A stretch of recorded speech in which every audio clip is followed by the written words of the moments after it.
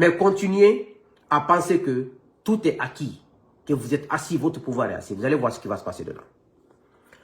Maintenant, vous avez vu, quand je vous ai dit que dans cette vie, mes chers compatriotes, il ne faut pas s'apitoyer sur le sort des gens. Nos anciens présidents sont l'exemple. Tout à l'heure, avant que je ne commence le live, j'ai vu sur TikTok, je pense, un extrait de l'interview du capitaine Dadis Camara avec Lamine Guirassy, sa radio qu'il a créée en Europe.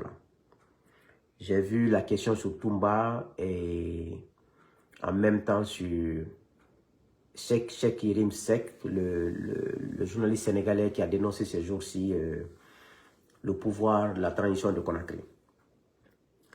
Ce qui me désole d'abord, Lamine Guirassy, toi tu allais créer une radio Europe parce qu'on t'a chassé en Guinée. Tu veux montrer que tu veux commencer la lutte ou tu veux faire la lutte.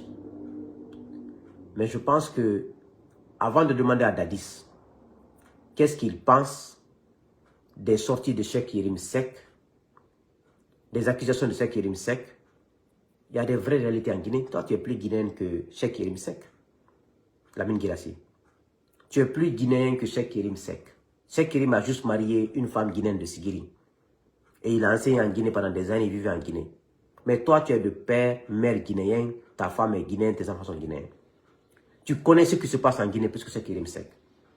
Pourquoi tu n'as pas posé ces questions à Dadis Camara? Dadis est guinéen, père guinéen, mère guinéen. Ou bien c'est parce que vous avez peur du pouvoir de Conakry, c'est parce que c'est de l'hypocrisie, c'est de la démagogie, c'est de la malhonnêteté intellectuelle qui a été toujours le fond des problèmes en Guinée. Sinon, toi tu connais les réalités en Guinée. Tu connais ce que Doumbouya est en train de voler, Djiba Amara est en train de voler, tu continues ce qu'il est en train de faire sur la presse, tu continues la manière dont l'opposition est maltraitée, la société civile, Fonike a été enlevé. Pourquoi tu n'as pas posé les mêmes questions? Pourquoi tu ne traites pas les vraies questions de la Guinée? Cheikh Yérim, ce qu'il a dit. Moi, j'ai écouté ces deux vidéos. J'ai même mis sa deuxième vidéo sur ma page. Cheikh Yérim a dit, c'est ce que moi, Souleymane Condé, et beaucoup de gens qui font la vidéo à travers la Guinée, à l'extérieur des Guinéens, dénoncent. Cheikh Yérim Seck n'a rien dit de nouveau. Rien. J'ai écouté ces vidéos. Ce qu'il a dit sur Dantili, surtout, moi j'ai déjà dit dans mes vidéos ici. Ce qu'il a dit, il y a même ce qu'il a dit là, qu'il n'y a eu que 5 morts. Non. À Kassa, à Fotoba, il y a eu 30 bérets rouges égorgés. 30. Cheikh Yérim n'a pas d'informations. Hein? C'est parce que la différence entre le Cheikh Yérim Seck, c'est un journaliste professionnel de plus de 25 ans, 20 ans d'expérience. Il est beaucoup suivi. Il a un grand réseau. Et il est professionnel. Il parle mieux que moi, par exemple, il parle mieux que moi. Il s'exprime mieux que moi. Donc, il a un réseau plus que moi. Il est connu plus que moi. Peut-être c'est ce qui a fait que ça fait des effets. C'est ce que nous dénonçons tous les jours. C'est qu'il n'a rien de truc. Il y a des Guinéens qui se battent tous les jours pour défendre la Guinée et les Guinéens. Pour défendre les valeurs de la mine. Vous n'invitez pas ces Guinéens sur vos plateaux pour contribuer à la lutte si vous n'avez pas le courage de dénoncer. Nous qui avons le courage, c'est des gens comme nous, il fallait inviter sur vos plateaux, mais tellement que l'hypocrisie est dans nos sangs dans ce pays, tellement que le double jeu est dans nos sangs dans ce pays, la vidéo de Cheikh Yérim Seck n'a rien de spécial. C'est pour ça que quand il a fait sa première vidéo, j'ai écouté, j'ai vu Gawal parler, j'ai vu des faux directeurs là, n'importe qui, Cheikh Yérim n'a rien de spécial. Rien. Il n'a même pas d'information. Ce que Cheikh Yérim dit là, c'est sur les réseaux sociaux, c'est dans nos vidéos, nous on a déjà dit tout ça, même pire que ça. Donc, c'est pour ça que ça me fait, nous nous battons. Fonike a disparu. On est en mai, juin, juillet. Dans 2 mois, Fonike et Billo, ça va faire 2 ans qu'ils ont été enlevés par Doumbouya. Ça c'est le sujet à débattre. Marwan Kamara, enlevé par Doumbouya et ses hommes. Qui? Combien de gens sont enlevés? C'est normal. Combien d'enfants, moins de 15 ans, sont enlevés? C'est normal. Cheikh Yérim n'est pas un sujet. C'est parce que vous n'avez rien à faire. Tout ce qu'il a dit, Cheikh Yérim n'a pas menti. Ce qu'il a dit, c'est vérifiable. Mais il a moins dit que nous. Ce que nous avons dit, c'est pire. C'est parce que il est plus suivi, il est plus écouté que nous. Et c'est normal. C'est son métier. Mais vous vous posez des questions qui n'ont aucun sens. Et Dadis, lui, vous savez, Dadis pense que le fait que Toumba l'a tiré dessus n'est pas mort, que c'est une chance. Moi, ma compréhension des choses. Parce que je dis, connaître Dieu, croire en Dieu et craindre Dieu font trois. Moi, je crains Dieu. Craindre Dieu, c'est quoi? Je suis seul dans cette maison. J'ai mon écouteur là ici. Ou c'est pas pour moi, c'est pour quelqu'un. Je vole, je mets dans ma poche. Personne ne me voit, mais Dieu me voit. Mais la crainte de Dieu fait que je prends l'écouteur de la personne, je mets, je ne touche pas. Ça, c'est la crainte de Dieu. Ça, c'est la crainte de Dieu. Donc, mais quand Dieu veut te punir, je parle de nos présidents là, nos chefs présidents là, il ne te tue pas, il t'enlève au pouvoir, il te fait vivre pour que tu voies, pour que le mal que tu as fait subir aux autres, la fausseté que tu faisais subir aux autres dans ton bureau seul, que tu puisses subir les mêmes colères. Parce qu'aujourd'hui, Dadis et Alpha, ils sont assis à leur exil, ils ont la haine en eux, ils ont la colère en eux. Ça, c'est le travail de Dieu. Sinon, si Dieu voulait, il allait tuer Alpha le jour du coup d'État, c'était fini. Il allait faire tuer Dadis le jour où tout le monde a tiré dessus, c'était fini. Mais Dieu a dit non. Dadis reviendra, il sera jugé devant le peuple de Guinée. Ça va donner l'exemple à tout le monde. Comme il se faisait passer pour l'homme le plus honnête, le plus sincère, il criait sur des gens. Il masquait des choses, il faisait des choses.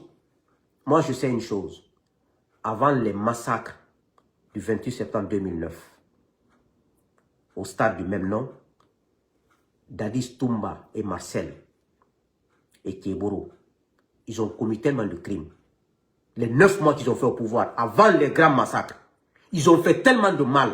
Vous nous demandez aux gens de l'armée guinéenne, faites des enquêtes dans cette armée. On trompe, tout le monde ne trompe pas Dieu. C'est Dieu qui est en train de les punir un à un. Et chacun aura sa récompense selon ce que tu as commis. Dieu ne se contredit pas.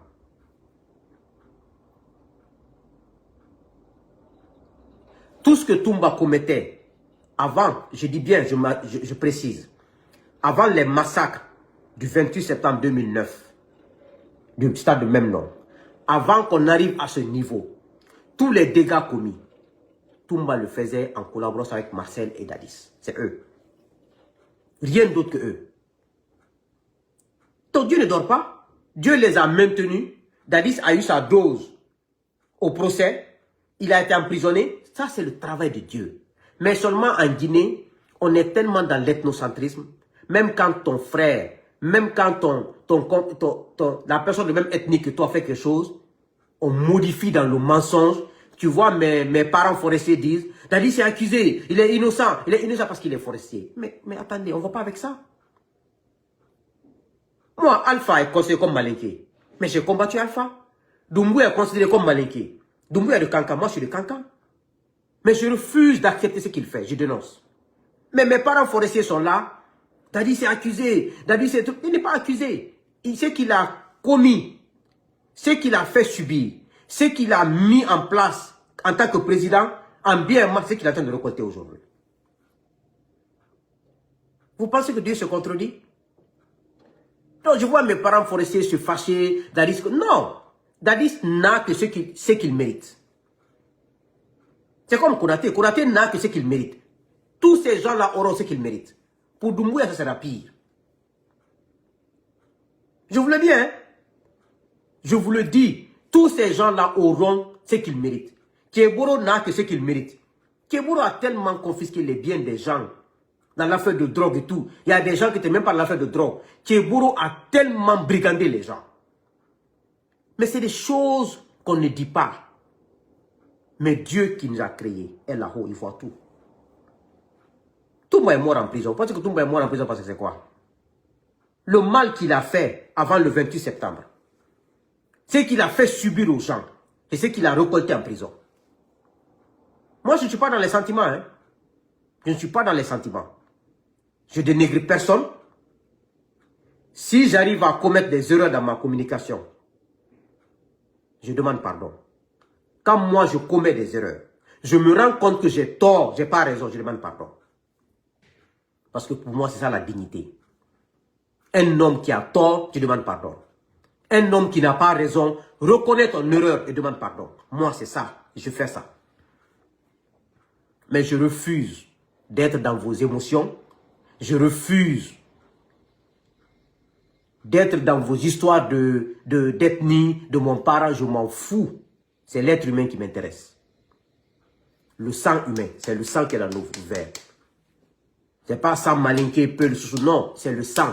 On nous a distingués par l'histoire, par la réalité, par les ethnies malinquées, Soussou, Kissi, Thomas. Oui, mais c'est le sang rouge qui est là. C'est ce qui est important. On mange de la même manière, on dort de la même manière, on fait nos besoins de la même manière, on tombe malade. C'est-à-dire, je ne sais pas pourquoi on passe le temps à considérer les gens par ethnie, non par être humain.